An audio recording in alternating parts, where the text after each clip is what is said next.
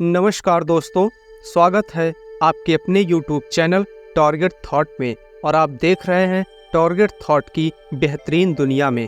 दोस्तों, उत्तर प्रदेश में रामराज उतरा हुआ है, बल्कि कहिए बहार आई है।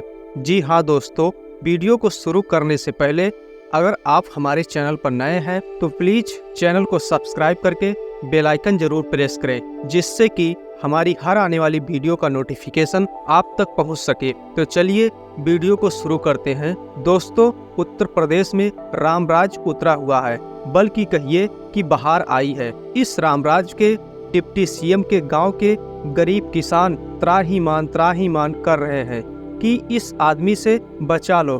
क्या आप कल्पना कर सकते हैं कि डिप्टी सीएम का बेटा किसानों की जमीन हड़पने के मामले में फंसा हुआ है और योगी आदित्यनाथ का पूरा प्रशासन बैठकर गुंडागर्दी का नाच देख रही है। डीएम से लेकर एसडीएम और एसएसपी से लेकर दरोगा तक चुप मार के बैठे हुए हैं कि डिप्टी सीएम के बेटे पर हाथ कौन डाले।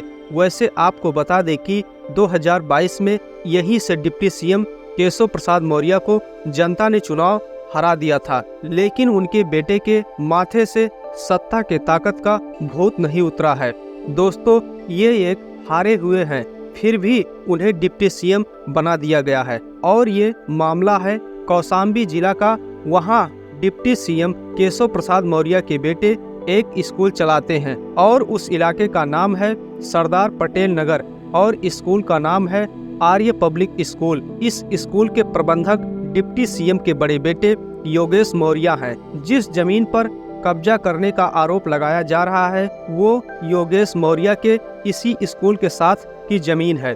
किसान इस पर खेती करते थे, लेकिन बाजार में इसकी कीमत 5 करोड़ रुपए से ज्यादा है। गांव वालों का कहना है कि डिप्टी सीएम केशव प्रसाद मौर्य का परिवार लंबे समय से इस जमीन पर गिद्ध दृष्टि लगाए बैठी है। गांव वालों का आरोप ये भी है कि 2 सितंबर की दोपहर करीब 1 बजे योगी के डिप्टी सीएम के बेटे ने जमीन पर लोहे का बड़ा सा कंटेनर लाकर क्रेन से रख दिया। इसके पहले से जमीन के असली मालिकों को कुछ समझ में आता जेसीबी से मिट्टी बराबर कर दी गई और निर्माण की तैयारी शुरू हो गई।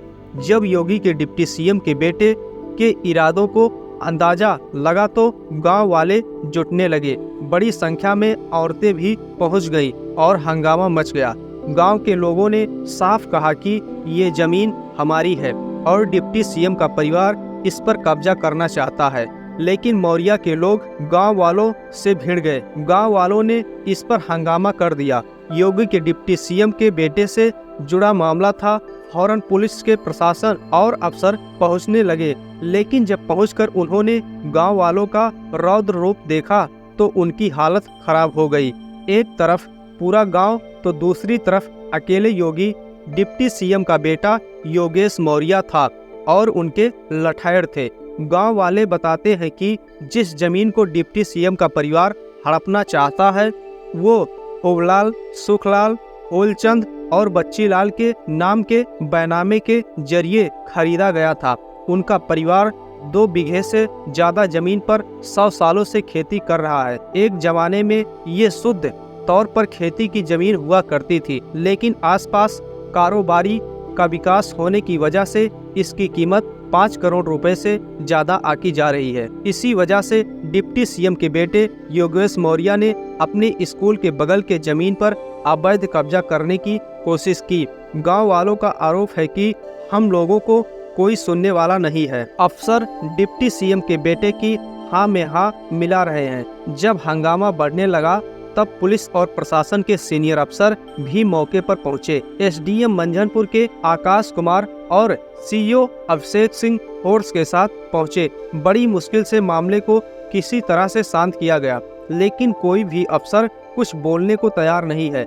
आधिकारिक तौर पर सबका सिर्फ इतना कहना है कि नाप जोख के बाद ही हम लोग कुछ कह सकते हैं। इंतहा तो यह है कि सारे अफसर इस मामले को एक दूसरे पर टालने की कोशिश कर रहे हैं। मंझनपुर के डीएम आकाश कुमार ने कहा कि मामला राजस्व क्षेत्र सिराथू एसडीएम से जुड़ा है वही इसके बारे में कुछ बोल सकते हैं। जब सिराथू के एसडीएम सौम्य मिश्रा से पूछा गया तो उन्होंने जमीन की नाप जोख होने से पहले कुछ भी कहने से साफ मना कर दिया। कमाल तो यह है कि इतने बड़े बवाल के बाद भी सिराथू एसडीएम का कहना यह है कि वहां विवाद जैसी कोई स्थिति ही नहीं है। दोस्तों, अब आइए योगी के डिप्टी सीएम केशव प्रसाद मौर्य के बेटे और आर्य पब्लिक स्कूल के प्रबंधक योगेश मौर्य पर। तो रामराज में उन्होंने तो रातों रात क्रेन से लाकर कंटेनर तक सब खड़ा कर दिया। इस पर वो मासूमियत से कहते हैं कि कॉलेज में कुछ नहीं है, प्रशासन जमीन की नापजोख कर रहा है और वही फैसला करेगा। वही राजस्व विभाग से जुड़े सूत्रों का साफ साफ कहना है कि विवादित जमीन के जरिए हिस्से पर कब्जा का प्रयास केशव प्रसाद मौर्य के बेटे का स्कूल कर रहा है। उसका बड़ा भाग यानी लगभग 2 बीघे 5 बिस्सा जमीन हुबलाल और उनके भाइयों के नाम पर दर्ज है।